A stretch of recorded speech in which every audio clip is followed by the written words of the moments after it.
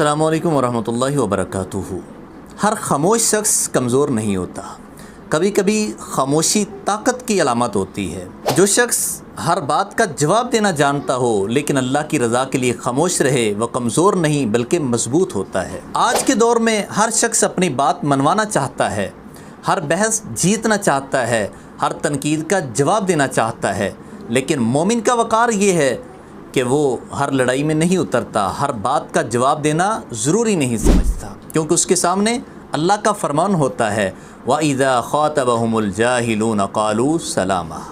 جب جاہل لوگ ان سے بات کرتے ہیں تو وہ سلام کہہ کے گزر جاتے ہیں۔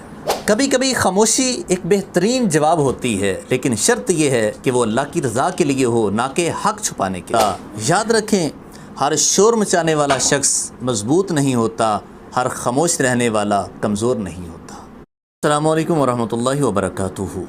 ہر خاموش شخص کمزور نہیں ہوتا، کبھی کبھی خاموشی طاقت کی علامت ہوتی ہے۔ جو شخص ہر بات کا جواب دینا جانتا ہو لیکن اللہ کی رضا کے لیے خاموش رہے، وہ کمزور نہیں بلکہ مضبوط ہوتا ہے۔ آج کے دور میں ہر شخص اپنی بات منوانا چاہتا ہے، ہر بحث جیتنا چاہتا ہے، ہر تنقید کا جواب دینا چاہتا ہے، لیکن مومن کا وقار یہ ہے کہ وہ ہر لڑائی میں نہیں اترتا، ہر بات کا جواب دینا ضروری نہیں سمجھتا، کیونکہ اس کے سامنے اللہ کا فرمان ہوتا ہے وَإِذَا خَاطَبَهُمُ الْجَاهِلُونَ قَالُوا سَلَامًا۔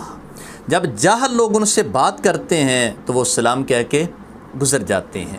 کبھی کبھی خاموشی ایک بہترین جواب ہوتی ہے، لیکن شرط یہ ہے کہ وہ اللہ کی رضا کے لیے ہو، نہ کہ حق چھپانے کے لیے۔ یاد رکھیں، ہر شور مچانے والا شخص مضبوط نہیں ہوتا، ہر خاموش رہنے والا کمزور نہیں ہوتا۔